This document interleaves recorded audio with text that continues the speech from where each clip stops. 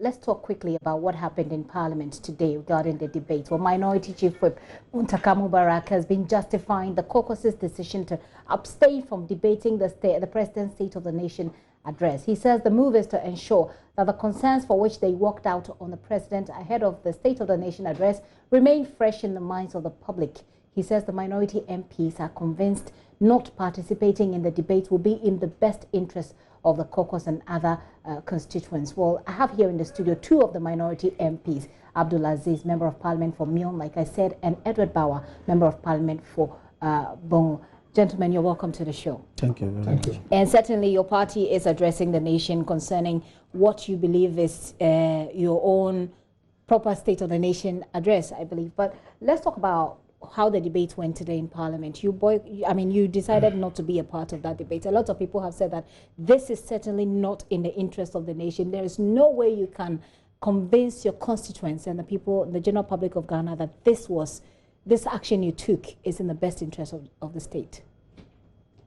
Yes, any of you can go ahead. Okay then. Thank you very much, and then good afternoon or evening to your viewers.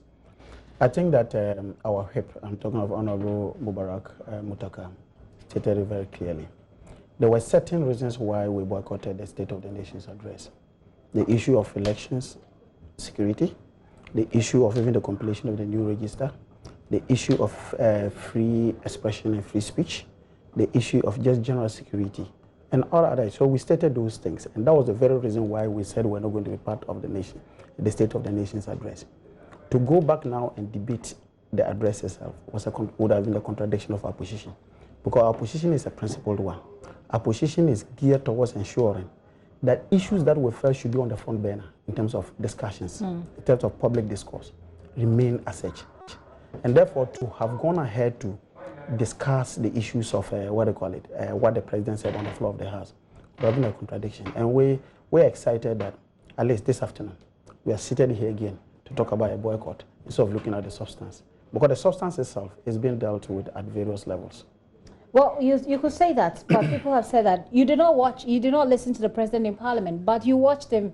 Most of you listened to him anyway, either on radio or on TV. You did follow the discussions. People have said that you'd have done your constituents and Ghanaians a lot of good if you had stayed in Parliament to at least provide alternative arguments to the arguments that they made. So today, for example, and I'll come to you with that because you were in the power sector, we had the Minister for Information argue out how the NPP has been a better administrator of the country's energy and power sector, and how it could have been worse should you have still been in power. But I want to hear you, Member of Parliament for Myong, on why your thoughts on the arguments people make that you have done us all a great disservice because you could have been there even though you did not. So you made a statement on the day of the State of the Nation. You walked out. That statement has been made. Isn't that enough? Shouldn't you have just stayed and provided alternative arguments for nation building?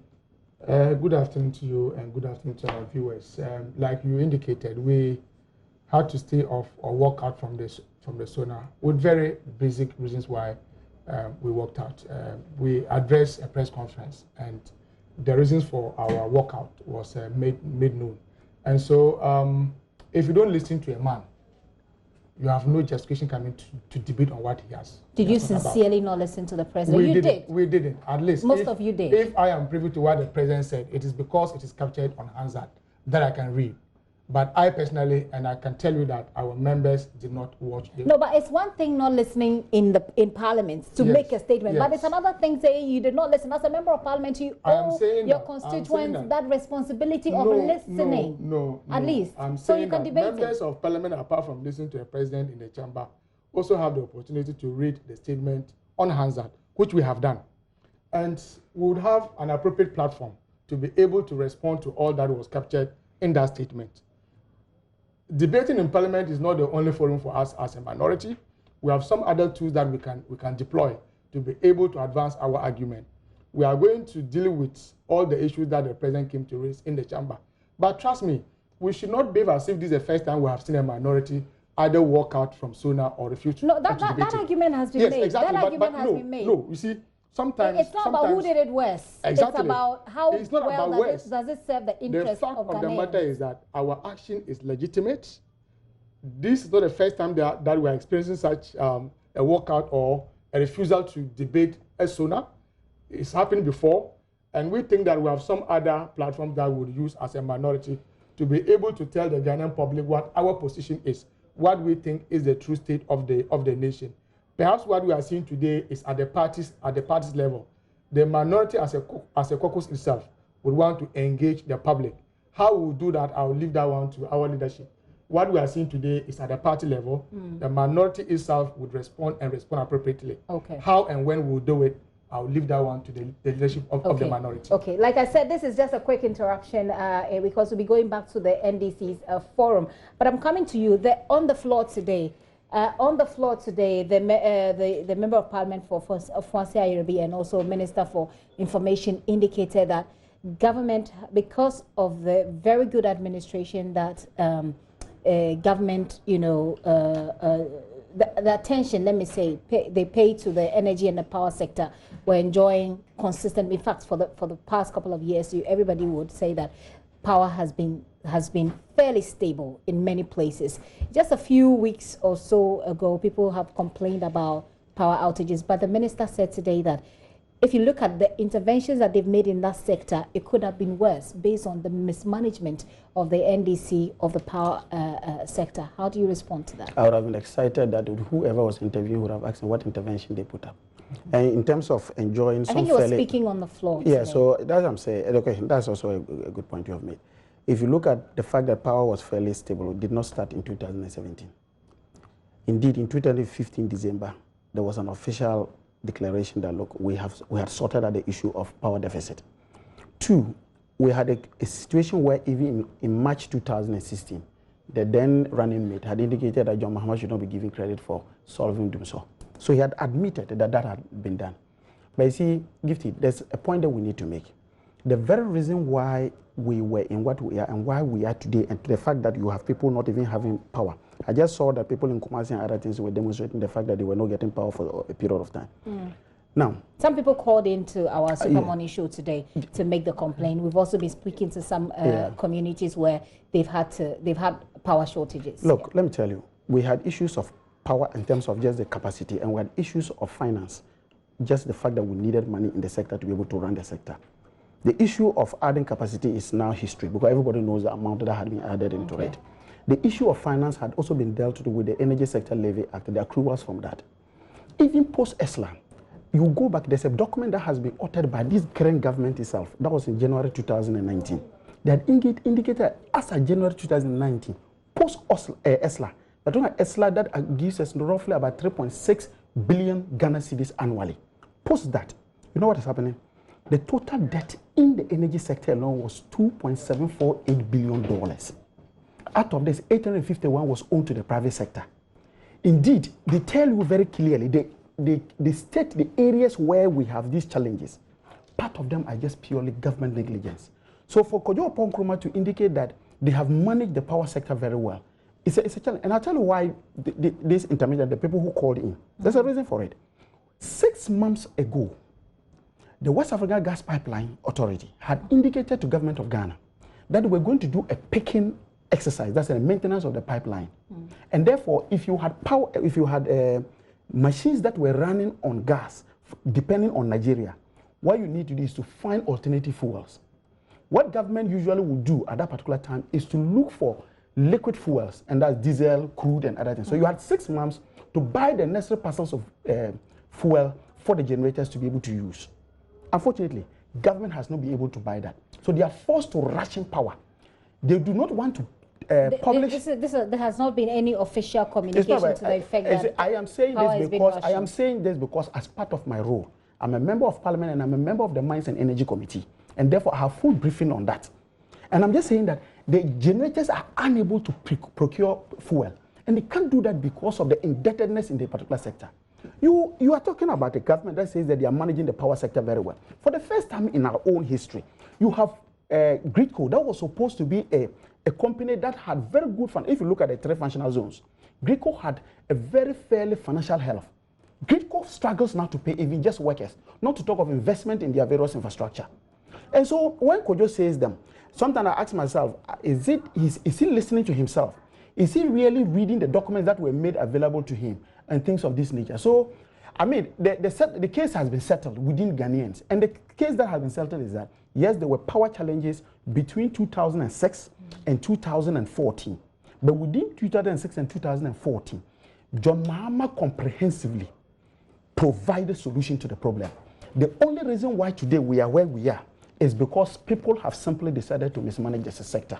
And so you and I can go home today, and if we go on our walls and put our hands there, we may not be able to get lights if we switch on the lights. You talk about the debt, but the NPP or the government has also indicated that regarding debt, you went into very bad contracts. NDC, and in this administration, you were part of the managers of the power and the energy sector. That you went into very bad contracts, take or pay.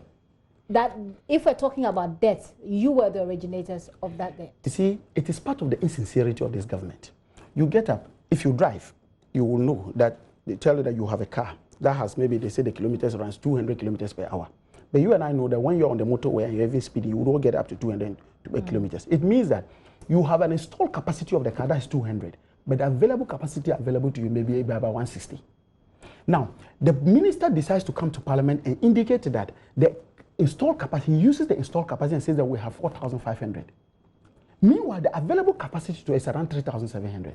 He tells her that, look, at peak. I'm struggling to fit that into the take or pay. Yes, I'm going to explain to you. The take arrangement. You see, take or pay is simply that you have had a contract with me. So at the contract we don't use the power. But if you don't use the power, you have to pay. So that's what I'm trying to tell you. Why would you even enter into such a contract? And unfortunately, and I'll tell you this, all thermal plants that we contracted after Akosombo were all take or pay basis. The reason is simple. The person is coming with a capital intensive investment. Before he comes in, he tells you that, look, I am coming to give you I'm going to use about $400 million to put up a 250 megawatts power. I must be able to guarantee that there's somebody who must offtake this particular power. So if I have to guarantee that, what then happens is that I need to be able to tell that as long as I can declare availability, you must buy. Before I get financiers to even finance that. And that's why the take or pay comes in. And that's why I'm saying that. Look at even the plans that under Kufuor were brought in. We're all on take or pay basis. But the issue is that... So you see, you go back to the argument that it's been done before. It's not really But I'm trying to say that there's no excess capacity. That's the point I'm trying to make. You see, where the problem is this. You look, their own document, and I always say, when you finish, take time and go and look. There's a document known as Energy Sector Recovery Plan that has been authored by this government. Just losses alone from ECG and other places where they could have put in investments. It's about 23 to 24. Indeed, yesterday, when ECG came to us, they say it's not 24.71% in terms of losses.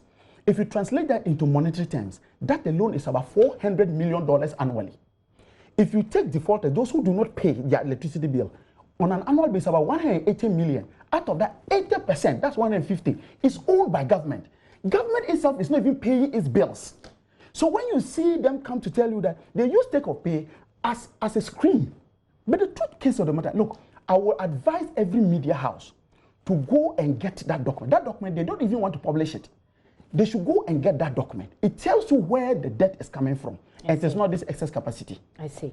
All right. I still have here in the studio Member of Parliament for Bongo, Edward Bawa, also Mohammed Abdulaziz, Member of Parliament for Mion. We're talking about the debate. We will soon be taking you to Lebone, I beg your pardon, where the NDC is holding a forum there. Mr. Adongo is speaking on the economy, but Joseph Opoku-Gakpo was in Parliament for us. I'd like for him to wrap up for us what actually went down in Parliament today. Hello, Joseph. Hello, Gifty. Right, Joseph. So at some point, we did say, we know that the minority indicated that they're not going to be a part of the debate, but I, at a point, saw the minority chief whip, Muntaka Mubarak, speak in Parliament at some point. Help us to understand. Give us a mental picture of what happened in Parliament today. So, Kojo Nkrumah started the debate, the MP for Fasia Irebi. Subsequent to that, Muntaka Mubarak, the minority chief whip, indicated the minority were not participating in the debate. Chairman of the Finance Committee, NPP MP for New Job South, Dr. Makaspe Eboa, spoke subsequently. It was a very much one-sided conversation. Alexander Fenyomak, the MP for Futu, was contributing to the debate, and in the course of that, he kept virtually trying to draw out the minority MPs in the conversation. So he picked on each of the MPs. For example, Samuel Okudzeto Black as the MP for North Song and makes the point that in his constituency, hasn't he seen the benefits that the Akufo-Addo administration has brought when it comes to the education sector? Then he goes on to the next NDC MP. He picked on the Adakso MP, a number of others, and additionally picked on the Aswati MP, Muntaka Mubarak, and was making the point that all the roads that are being done in some of those areas where they all come from, they expect that they should see the progress. So in the middle of that is what the minority chief whip Muntaka Mubarak, after several minutes of being silent on the minority side, stood up and drew the speaker's attention that they weren't exactly excited about how Alexander Afenyo-Martins was virtually drawing them into the conversation, although they were not interested in participating in the debate. And him making the point about how in the course of debate, there shouldn't be efforts to personalize the conversation and all. And in making that point, Alexander Afenyo-Martins came back and indicated that he saw some of the words that Muntaka Mubarak had actually used on him were unparliamentary and was asking that it be withdrawn. And eventually the speaker ruled that that wasn't exactly unparliamentary with the words that Muntaka Mubarak used. So it was an issue of Alexander Afenyo-Martins deliberately drawing out the minority MPs into the conversation and Muntaka Mubarak getting up to make the point to the speaker that they don't want to be part of the debate, and so they are not excited about how Afenyo-Martins kept mentioning their individual names and trying to get them to talk about it. Okay. Joseph, I'd like for you to also take us through briefly what key sticking points came up. Right. And so as the majority side debated the issues, a number of points came up. The MP for Ofati Ayebi, for example, make the point that efforts are ongoing to pay those who lost money as a result of the banking sector challenges and even the challenges with the savings and loans companies. He also made the point about how efforts have been made to avoid Ghana sliding back into the doomsday situation that we had in the past. He touched on the one district, one factory policy and indicated that 181 factories are at various stages of completion and that up to 50 of them are fully operational. The chairman of the Finance Committee spoke about how when it comes to the nation's macroeconomic indicators, they were looking better than how the NDC left it, and a number of other contributions. So eventually the House pulled brakes on the debate to go discuss the Narcotics Control Commission Bill 2019, which is currently before the House, and it's expected that the debate would continue on the floor tomorrow, even with the MPs on the majority side debating the president's address. Okay, we also did note that many of the seats in Parliament today were empty. Yes. Even on the majority side? Actually, on both sides of the House, speaking of both the majority and the minority. And if you pay attention to proceedings generally, on a regular day, apart from major addresses like the State of the Nation address and maybe budget presentation, the seats are usually empty, and the explanation is that MPs are doing other things, including committee work, than having to be on the floor. So it's just one of those days when everyone was not in the chamber, as it's usually crowded during the State of the Nation address and also during budget presentation. Joseph, thank you very much for that update. Joseph Opoku-Gakpo with a wrap of how that debate went in Parliament right now. So final words I'll take from you. If you're not debating, why stay in Parliament anyway? Because at some point, like Joseph is saying, Afenyo-Martins happened to some way, somehow manage to get the minority chief whip to speak, get on his feet and speak anyway. When the motion was moved and the speaker was expecting that someone from the minority side would have seconded the motion, and I remember the speaker called on Muntaka to find out why no one was rising from our end to second the motion. That was when our chief whip made it very clear that we didn't intend to participate in that debate. And so, like I said earlier, we would engage the media, we would engage the Ghanaian public on all the issues that were raised, either by the president or those who debated the SONA. There will be another platform for us to do. There are issues of debt that we want to engage in. You also remember that when I read the Hansard, I read about the president also taking some personal credit for some transition, some gains that we have made in Dagbon. These are issues that I think that we should engage in, but not through the debate. Issues of debt, whether they have added more to our debt or not, and what they have used the debt for. Because clearly today, it is from records, our debt has moved from 120 to about 250 billion Ghana cedis. And the Ghanaian public cannot see any need, anything that they have used those monies for. And so those are issues that I think that we will need to engage in as a minority. But like I said, through our leadership, we would identify the appropriate platform to use to engage the Ghanaian public. When you have a vice president go to Kumasi and you are talking about budget deficits and fiscal deficits and what have you, when we go to Kumasi, we have very fiscal objects to point to. We are talking about the KJTR market, the mall, the airport. And so would engage, but at the appropriate time and through the appropriate platform. Okay. Your final word, Mr. Adongo. Me, my final word. I could just call you Mr. Adongo. Mr. Bauer. Yes, the final words are there. Look, if you have a register that produces a president in 2012 and produces the current president in 2016, assemblyman, unit committee, and the president comes to make an argument that seems to suggest that he is not so confident about this current register, it means that his own legitimacy as a president is questioned. So why would I want to listen to a president whose own legitimacy is not even guaranteed by his own actions? So for me, and again, they say we are tenants. The real owners of the land have the land, so they should keep their land. Okay, so you heard from members of parliament from Myong and Bongo, Edward Bauer, and then also Mohammed Abdulaziz, member of parliament from Myong. Thank you so much for coming. You've heard their thoughts and about what happened in parliament.